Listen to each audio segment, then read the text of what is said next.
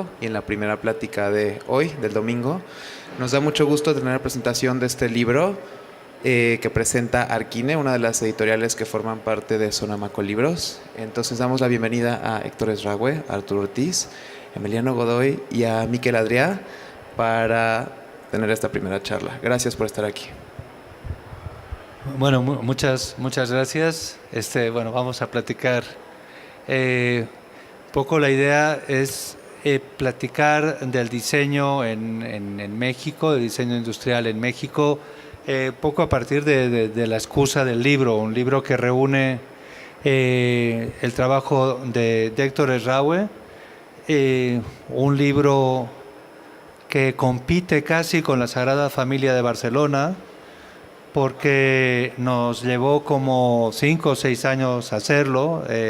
Creo que es nuestro récord en términos editoriales, porque ya cuando teníamos el libro, Héctor nos decía que ya no servía nada, porque pues ya había hecho otras cosas nuevas y que se tenía que repensar todo. Después Arturo lo empezaba a revisar y teníamos casi que también juntar nuevo material. Y creo que si no nos hubiéramos empeñado en convertir esa obra tan interesante de lo que hace Héctor, probablemente ahora todavía estaríamos repensando el libro, que espero que pronto podamos tener otro. Pero que sí creo que el libro fue un buen corte del trabajo de Héctor durante muchos años. Destilado siempre necesario para conocer la obra y también para repensar la obra en sí mismo. Y yo casi empezaría por Héctor, poco para que nos comparta desde su punto de vista para qué sirve el libro, tanto para los lectores como sobre todo desde una perspectiva propia, para qué ha servido al estudio de Héctor el poder tener el libro y ver publicado su trabajo reunido. Buenos días a todos, gracias por estar en esta mañana de domingo que a todo el mundo nos costó trabajo levantarnos después del último día de feria y de fiesta y todo. Bueno, como bien dice Miquel, el libro es o fue un corte de caja. Hay una reflexión importante cuando te invitan a poner o a decidir depurar tu trabajo y acotarlo en un documento que de alguna manera será permanente. Siempre hay una reflexión de qué es lo que tendría que estar ahí. Lo más relevante o el aprendizaje mayor de hacerlo fue, número uno, tener la conciencia de qué depurar, ¿no? de qué sí tendría que estar presente y qué no tendría que estar presente. Pero también hay una cosa que para mí fue la más relevante, y en este corte de caja, exactamente en el tiempo en el que estamos haciendo el libro, y probablemente por eso se tomó tanto tiempo, hubo una transformación completa en la visión de lo que quería hacer, ¿no? Yo creo que podríamos hablar como de capítulos. Este libro concluye un capítulo donde ya comienzan a aparecer ciertas intenciones de la siguiente etapa, y se vuelve para mí relevante ordenar las ideas, ordenar toda mi información, recopilar todas las fotos, los bocetos, visitar proyectos del pasado, de nuevo evaluar cuáles tienen un punto de quiebre o de evolución durante las distintas etapas del estudio. El estudio tiene 30 años operando como Héctor Ezrahue, entonces este libro es el primer libro después de 30 años de trabajo, y bueno, es eso, es cómo acercarte a tener una foto de lo que ha sido, más que un libro de trayectoria, los distintos aprendizajes a través del tiempo. Tuve la fortuna de contar con Arturo para poder escribir los textos del libro, bueno, para estructurar el formato del libro y el carácter del libro.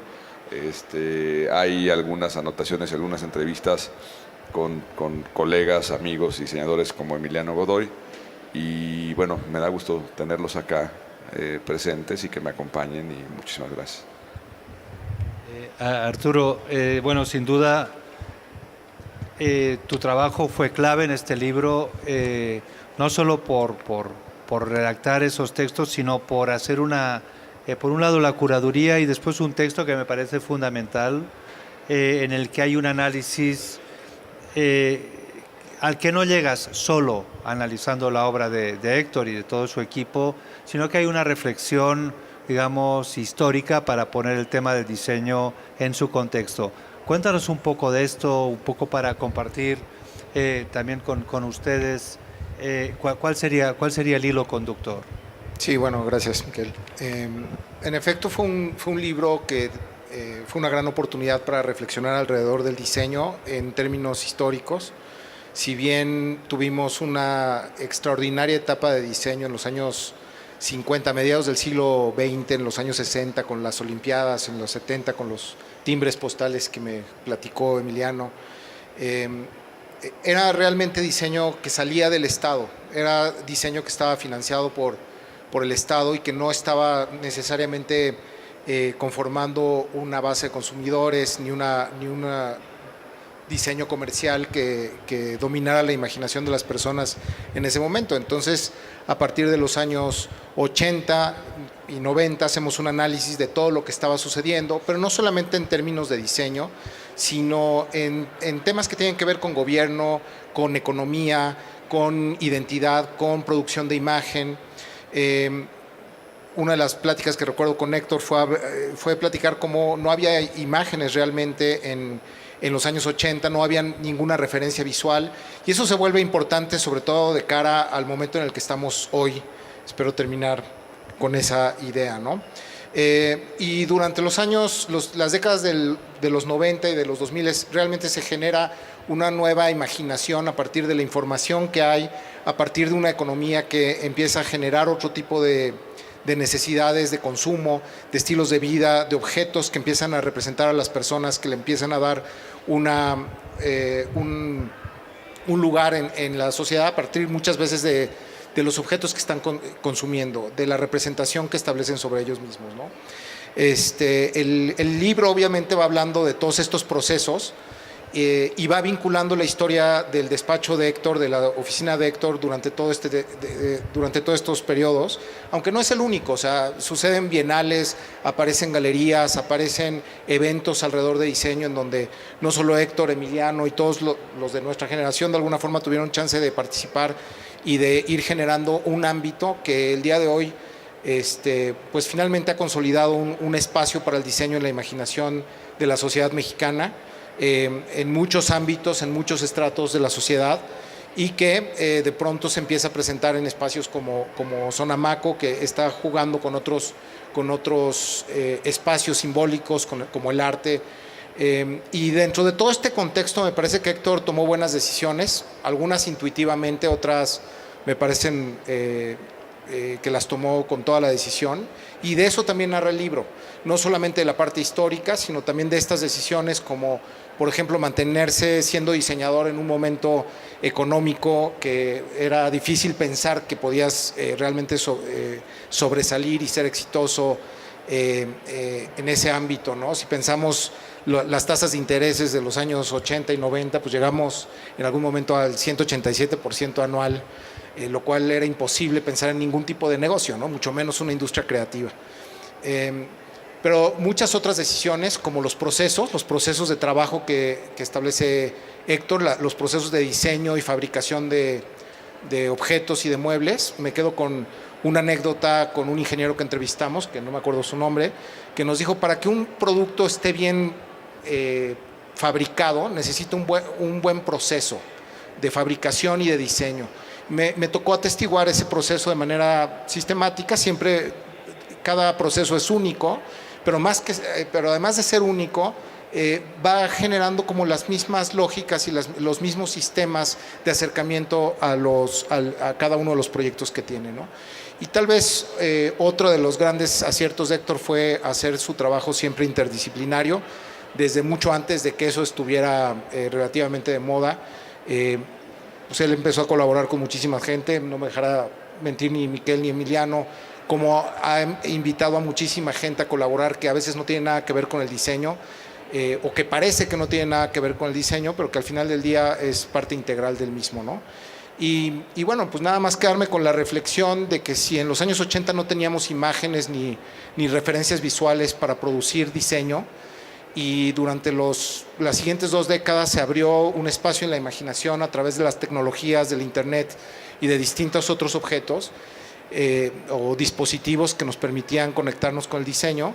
El día de hoy estamos en un escenario totalmente distinto que implica retos absolutamente diferentes, a partir de pensar que estamos en un contexto en donde todo está visto y todo está a la vista, y si probablemente una tarde en Pinterest te dé más referencias visuales que lo que daba un semestre en diseño industrial en los años 80 o 90, ¿no?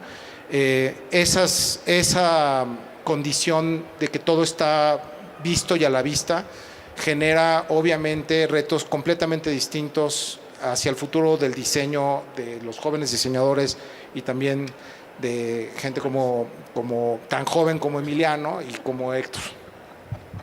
Gracias.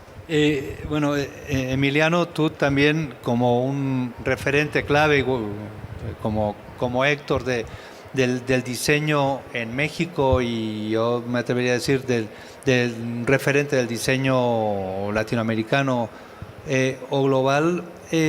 Yo siempre tengo un poco la sensación de que en México tenemos buenos diseñadores, pero que de repente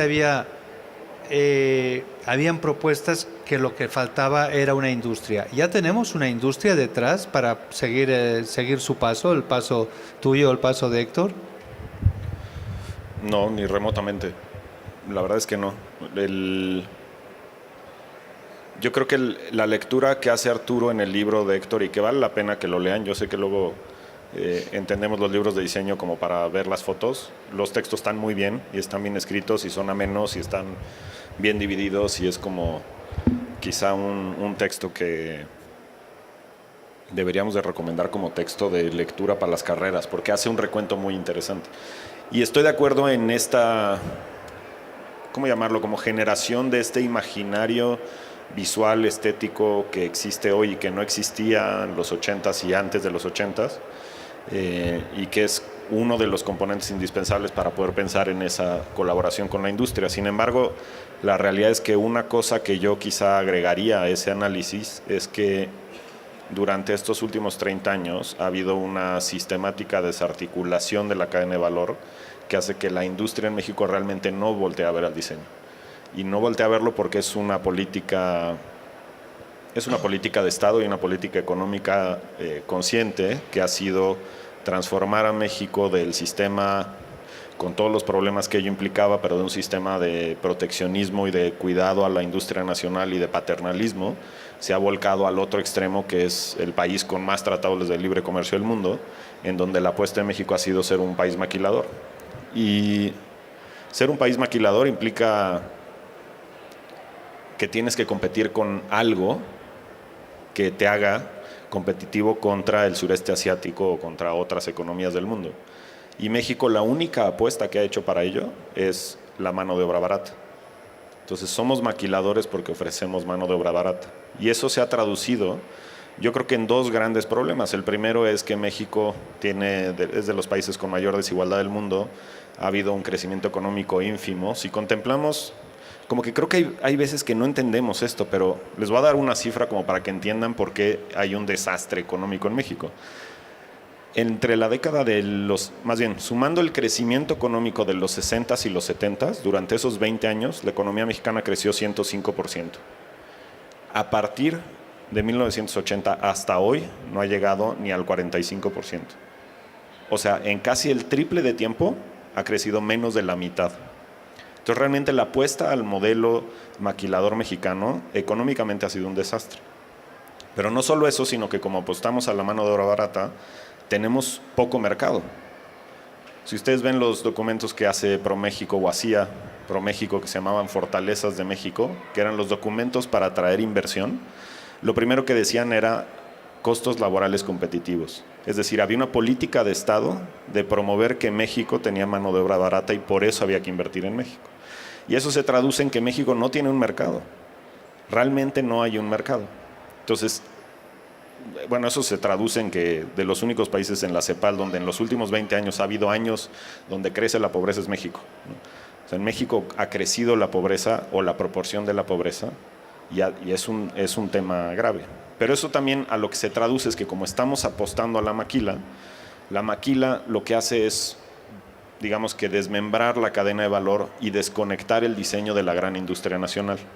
La gran industria nacional donde están las alta tecnología, donde están, México es el primer exportador de pantallas planas del mundo, pero no hay ninguna marca de pantallas planas de México. Y es el cuarto exportador del mundo de automóviles, el sexto, o depende de en qué año lo midamos, pero realmente no hay ninguna marca grande de coches en México. Hay un par de coches artesanales, pero no hay una marca automotriz. Entonces, realmente lo que ha sucedido en México es que hemos apostado a una industria que está desconectada por un diseño sistémico del diseño y de la creatividad, y eso significa que los diseñadores que están trabajando con empresas grandes, por lo general lo hacen con empresas extranjeras. Es decir, habemos un grupo de diseñadores que hemos trabajado con grandes industrias fabricando por miles los productos y la mayoría de esas industrias están fuera de México. Hay muy pocas empresas que han hecho esa conexión. Entonces, creo que no, la respuesta es no. Creo que se ha logrado a través de estos últimos 35 años, mucho siguiendo el ejemplo de gente como Héctor, consolidar un gremio de diseño que se alimenta de lo que ve fuera y lo que ve dentro, que utiliza técnicas artesanales, que utiliza técnicas de producción masiva, etcétera, para lograr ese imaginario, pero lo que no se ha logrado es conectarlo con la industria. Y eso se deriva en que la inmensa mayoría de los diseñadores mexicanos seguimos trabajando para la élite. Y eso no es porque queramos diseñar para los ricos, es porque no tenemos los medios de producción para diseñar para Walmart. Es decir, no es una elección de vamos los diseñadores a trabajar para los ricos porque nos caen bien. No tenemos un acceso al mercado porque la industria que tiene un acceso al mercado no pide diseño mexicano y llega con productos solucionados. Entonces yo creo que la respuesta es no, no hay una conexión. Héctor, ¿coincides o has encontrado la manera de también, digamos, una línea, un proceso en el que se pueda construir, se pueda fabricar un cierto tipo de productos en México? No, completamente coincido y obviamente mucho a lo que he orientado mi trabajo es a cambiarle la velocidad, ¿no? Esta velocidad de productos masivos o de alto volumen no tienen cabida o no hay un espacio donde desplazarlos en México. Hemos apostado en el otro extremo a hacer productos que exalten los valores de la destreza artesanal, que exalten, digamos, nuestra herencia cultural y la traduzcan hacia nuevos lenguajes. No sé si hoy tuviera, ya haciendo una reflexión de si tuviera la oportunidad de una industria que me pidiera velocidad, no sé si me gustaría entrar. Realmente he encontrado un espacio de expresión y un espacio que creo que se vuelve relevante de alguna manera, como de preservar esta destreza artesanal, trabajar de manera muy horizontal con pequeños talleres o con estudios y generar una expresión, un nuevo lenguaje o buscar generar un nuevo lenguaje de expresión única, ¿no? Creo que si algo tiene nuestro país, algo que hablamos en el libro, a diferencia de lo que está pasando en otros países, hay una narrativa, ¿no? Tenemos un pasado cultural del cual tenemos mucho que hablar. Los últimos 10 años todos los diseñadores mexicanos están volteando a ver a México como la referencia para iniciar su proceso de desarrollo. Estamos orgullosos de lo que somos y de dónde venimos. A diferencia de tal vez cuando yo empecé diseño, el modelo impuesto de la expresión de lo italiano, de lo americano, era lo que era lo relevante, ¿no? Era realmente a donde volteábamos todos a ver como la panacea o como la posibilidad máxima de desarrollar diseño. Hace mucho tiempo que no lo volteamos a ver, no soy el único que lo hace, hay toda una generación de diseñadores que se nutre de lo que existe en nuestra cultura. La plataforma que desplaza estos desarrollos es pequeña, ¿no? Por eso hemos buscado como gremio y como amigos, como colegas, cómo apoyarnos en generar colectivos, cómo poder difundir el trabajo de los diseñadores mexicanos dentro y fuera del país.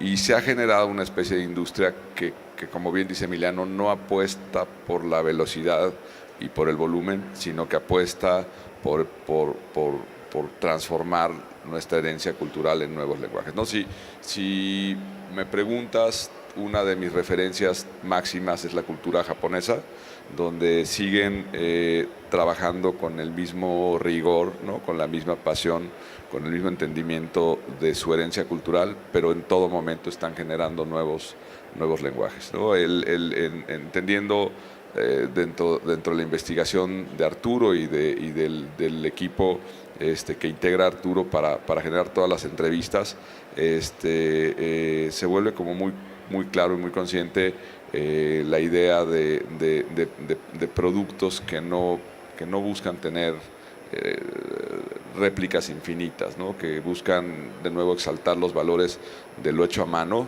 Hay una frase que le robo a Carla Fernández y dice que el futuro está hecho a mano, ¿no? Bueno, nuestro futuro hoy está hecho a mano.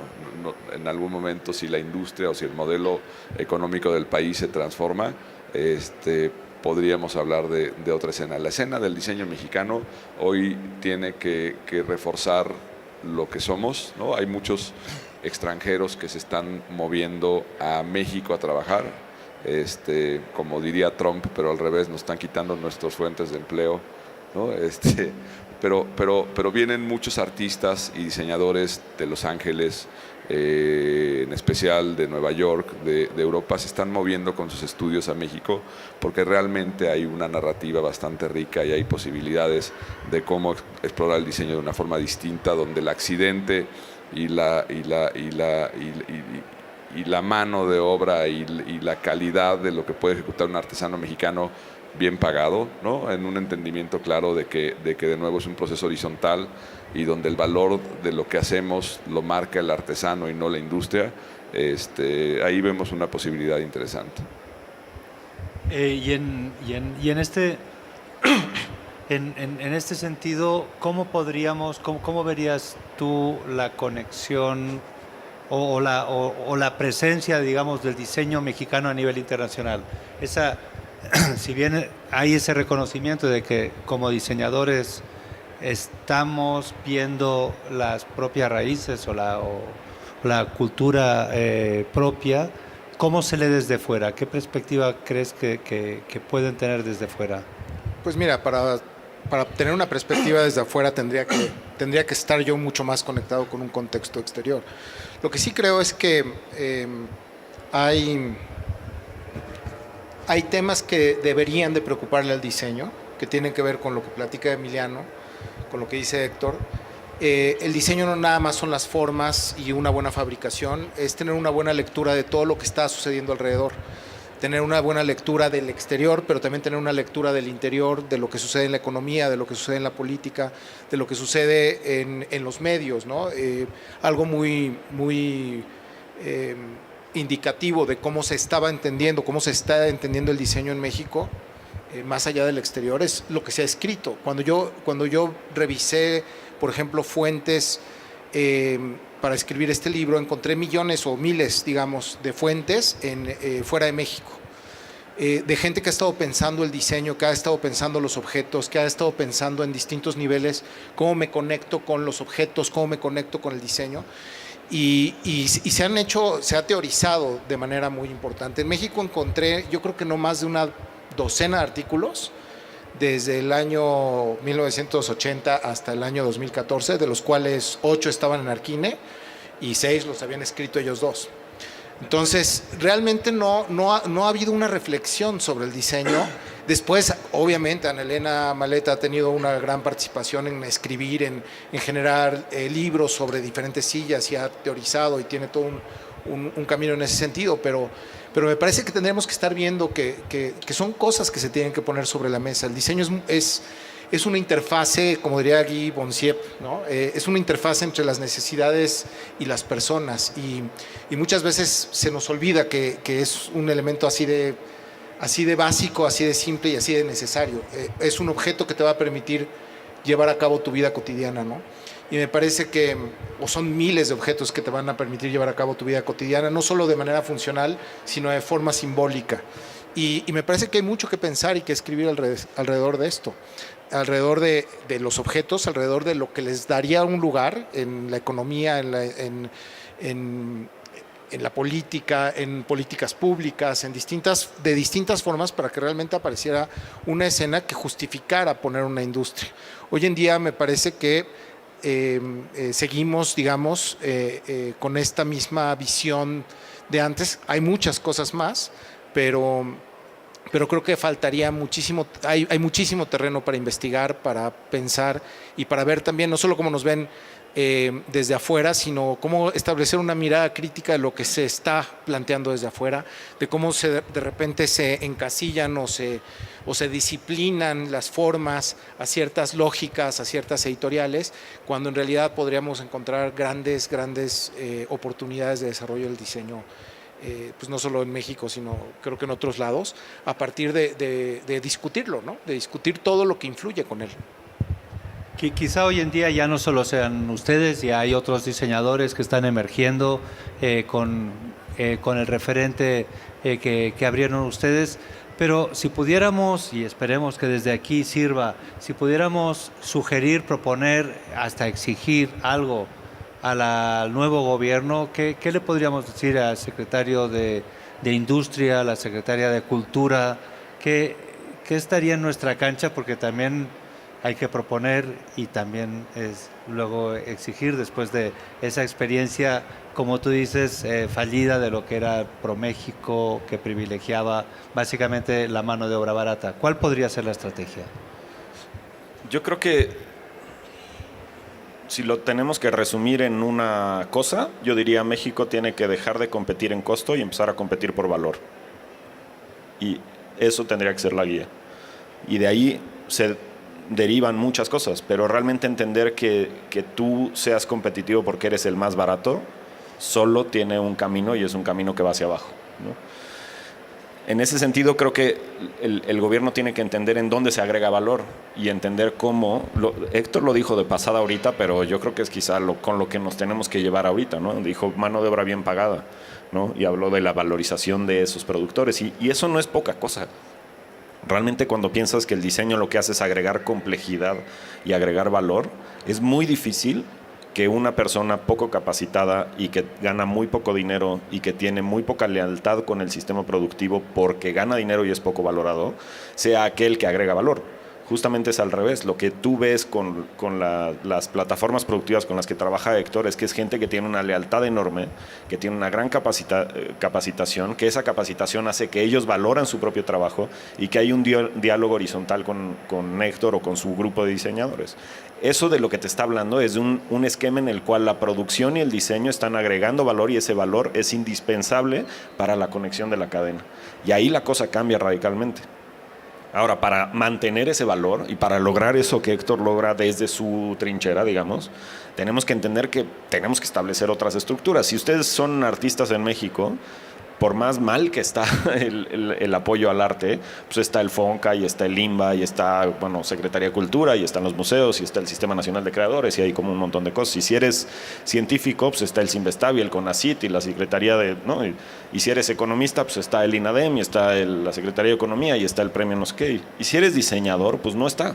No hay una Secretaría de la Innovación, no hay un Centro Nacional de la Creatividad, no hay un Premio Nacional a la Innovación. O sea, no existe ese tipo de estructuras. Entonces, mientras el gobierno no establezca un diálogo franco con esa disciplina que tiene la capacidad de reunir producción con creatividad, con tecnología y con comercio, que finalmente es el diseño, pues va a ser un poco difícil. Ahora, hay que entender que una parte de esto, yo creo que sí viene de la miopía de los últimos 30 años, pero también hay una parte que heredamos del Renacimiento y que venimos peleando desde entonces. O sea, en el momento en el que dijimos que había un pensamiento científico y un pensamiento artístico y que el lado izquierdo del cerebro y el lado derecho del cerebro y bla, bla, bla, pues establecimos todo un esquema en el cual el diseño, que está en medio, pues no está ni de un lado ni del otro y lo dejamos de poner atención. Y realmente eso lo ves en el mundo. Si haces una historia del mundo alrededor del diseño, te das cuenta que en cierto momento el arte se separó de la ciencia. Y los países que tienen una política nacional de diseño clara es una cosa reciente. La más antigua tiene 90 años, pero de ahí es un caso único, pero en realidad es una cosa de los últimos 30, 40 años que los gobiernos se dieron cuenta que la innovación requiere de una interlocución y que la innovación requiere de una estructura propia, ¿no?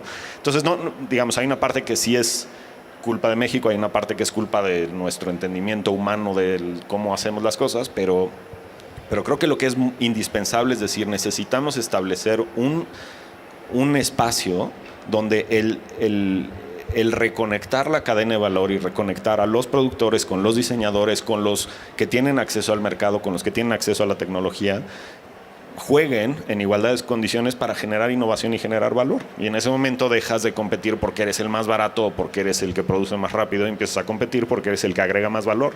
Y la gente ve esos productos y dice, yo quiero ese producto a pesar de que sea o más caro o más lento, o etcétera, ¿no? Más allá de los otros beneficios que tiene bajarle un poco al ritmo, como dice Héctor, ¿no?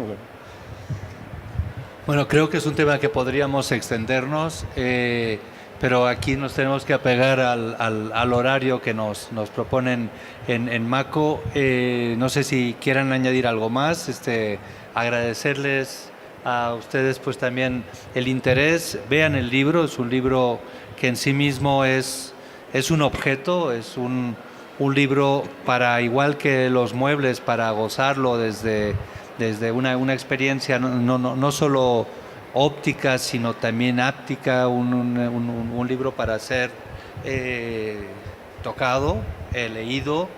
El texto, coincido, que es también un texto de referencia imprescindible, que se suma a esos pocos que mencionaste de ellos dos. Yo creo que se convierte en un texto clave de referencia, y esperemos que se sumen muchos más. Y agradecerles pues que nos acompañen a estas horas de domingo. Muchas gracias.